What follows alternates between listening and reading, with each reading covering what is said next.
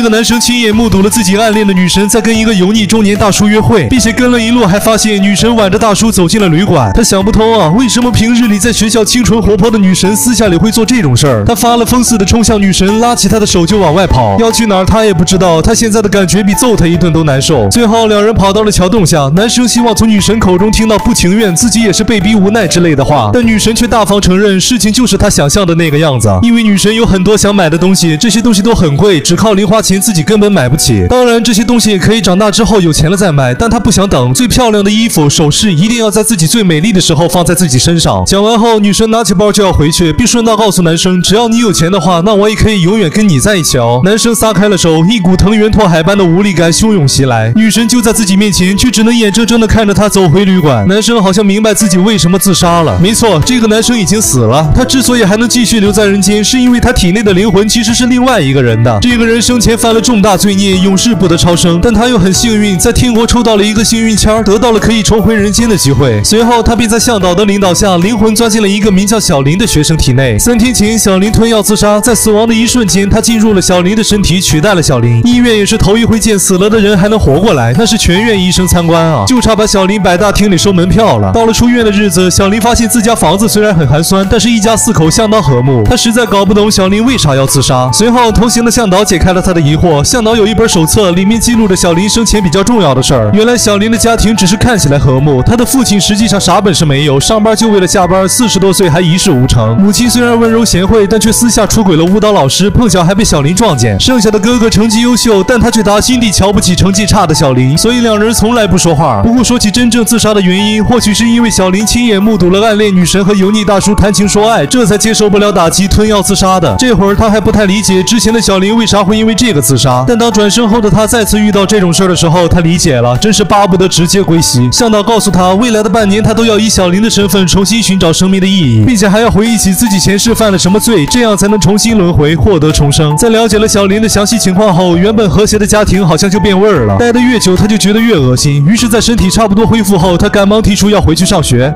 もうわかるだろ。いいって泣きべそかくなよ。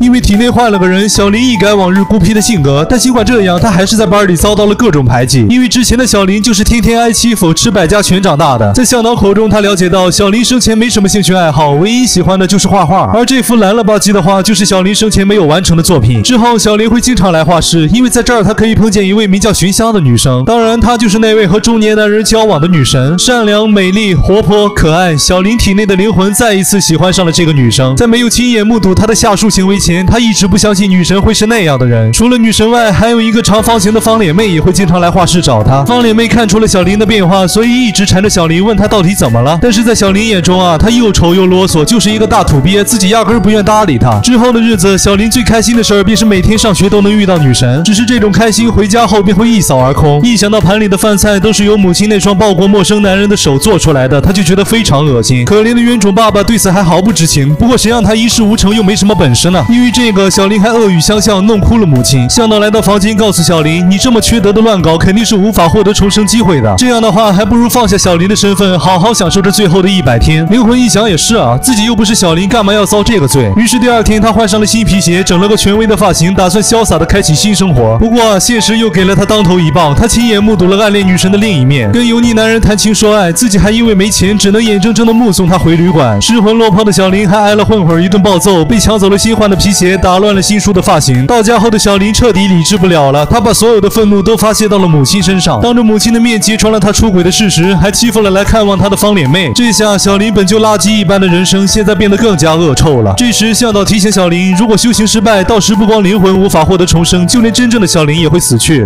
もう遅い。人間は誰でも間違いを犯す。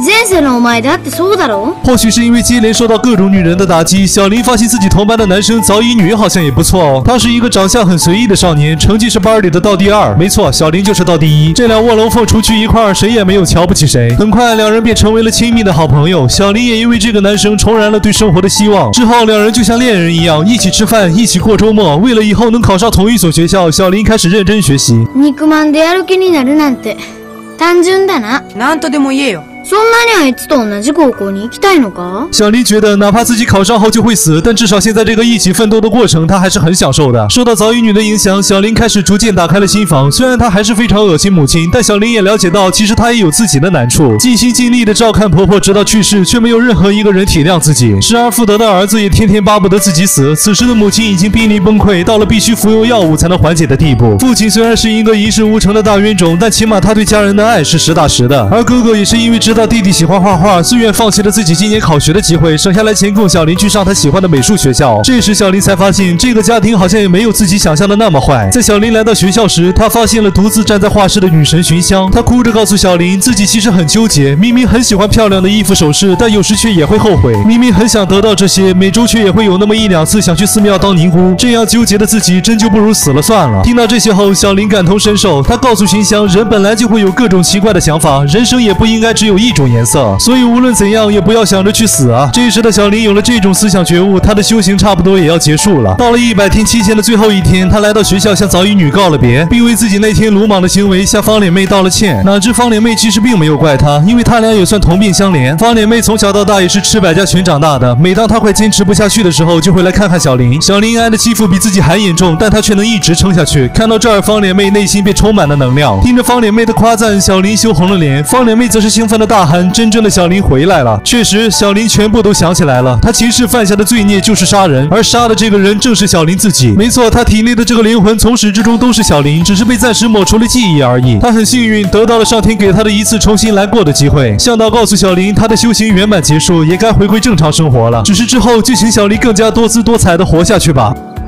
実は私、気づけなかった魂なんです。